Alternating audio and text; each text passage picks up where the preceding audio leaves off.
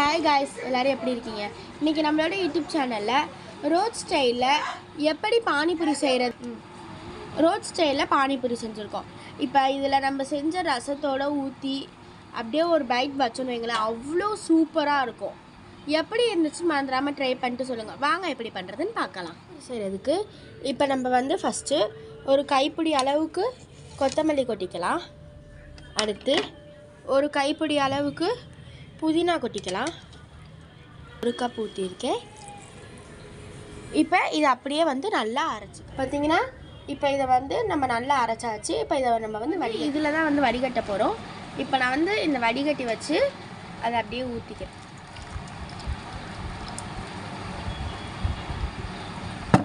இப்போ இது எல்லாத்தையும் ஊற்றியாச்சு. இப்போ நான் இதில் ஒரு டம்ளர் அப்படியே தண்ணி ஊற்றிடுறேன். இப்போ நான் இந்த கரண்டியை வச்சு இதை நல்லா சாரெல்லாம் மட்டும் வெளியே எடுத்துகிட்டு அந்த சக்கையெல்லாம் அப்படியே வச்சிடுறேன்.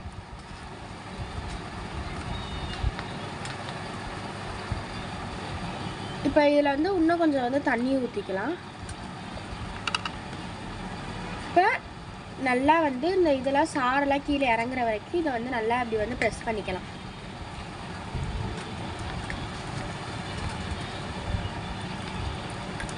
உங்களுக்கு எந்த அளவுக்கு ரசம் வேணுமோ அந்த அளவுக்கு கொஞ்சம் டேஸ்ட் பார்த்துட்டு தண்ணி ஊற்றினீங்கன்னா உங்களுக்கு கரெக்டாக இருக்கும். இப்போ இதில் கொஞ்சம் கூட தண்ணியே இல்லாத அளவுக்கு நல்லா மசிச்சு விட்டாச்சு.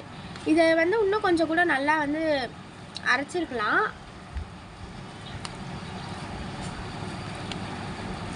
பார்த்தீங்கன்னா நல்லா மசிச்சு விட்டாச்சு. இப்போ இதை அப்படியே எடுத்து இங்கே இது ஓரமாக போட்டுடலாம். இப்போ இதில் நம்ம இப்போ இதில் சில மசாலா பொடி சேர்க்க போகிறோம். அது என்னன்னு பார்க்கலாம். டேபிள் ஸ்பூன் மிளகாத்தூள் போட்டிருக்கேன். கொஞ்சமாக பெருங்காயத்தூள், லைட்டாக மஞ்சள் போட்டுக்கலாம். இப்போ இந்த ரசத்துக்கு தேவையான அளவு உப்பு போட்டுக்கலாம்.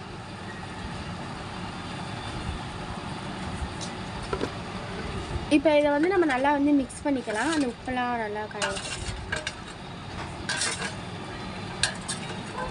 இப்போ இதை நல்லா மிக்ஸ் பண்ணியாச்சு. இப்போ நீங்கள் கொஞ்சம் டேஸ்ட் பண்ணி பாருங்கள். அப்படி ஏதாவது உங்களுக்கு கம்மியாக இருந்துச்சுன்னா நீங்கள் எது கம்மியாக இருக்கோ அதை ஆட் பண்ணிக்கலாம். இப்போ அடுத்து நம்ம மசாலா ஸ்டஃபிங் எப்படி பண்ணுறதுன்னு பார்க்கலாம். இப்போ உருளைக்கிழங்கு செய்கிறதுக்கு இந்த பவுல் எடுத்திருக்கேன். இப்போ நான் ஒரு 5 பெரிய உருளைக்கிழங்கு வேக வச்சுருக்கேன். இதை அப்படியே இதில் போட்டுக்கலாம். இப்போ இதை கை வச்சு நல்லா நம்ம மசிச்சு விட்டுக்கலாம். இப்போ பார்த்திங்கன்னா உருளைக்கிழங்கு நல்லா மசிச்சாச்சு. இதில் கொஞ்சமாக ஒரு அரை டேபிள் ஸ்பூன் மிளகாத்தூள் போட்டுக்கலாம். இந்த உருளைக்கிழங்குக்கு தேவையான அளவு உப்பு, இதில் கொஞ்சமாகவே உப்பு போட்டுக்கலாம். ஏன்னா நம்ம ரசத்துக்கு வேறு உப்பு போட்டிருக்கனால கொஞ்சமாக உப்பு போட்டுக்கலாம். இப்போ இதில் வெங்காயம், நீங்கள் எந்த அளவுக்கு அதிகமாக வெங்காயம் போடுறீங்களோ அந்த அளவுக்கு உருளைக்கிழங்கு மசாலா சூப்பராக இருக்கும். இப்போ வெங்காயம் போட்டாச்சு. இப்போ இதை நல்லா பசைஞ்சிக்கலாம். இப்போ இதில் லைட்டாக கொஞ்சமாக நம்ம அந்த பானி செஞ்சு வச்சுருந்தோம்ல அதை அப்படியே ஊற்றி நல்லா இதை மிக்ஸ் பண்ணிக்கலாம். அவ்வளோதான். இப்போ பார்த்திங்கன்னா நம்மளோட பானிபூரி மசாலாவும் ரெடி ஆயிடுச்சு. இப்போ நம்ம பானிபூரியை அசம்பிள் பண்ணிக்கலாம்.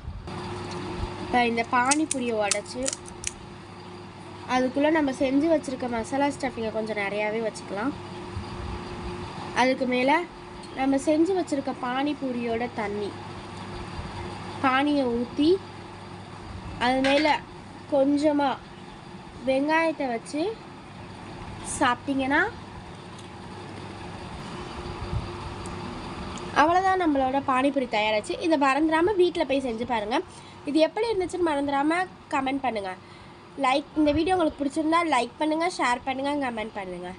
பாய்.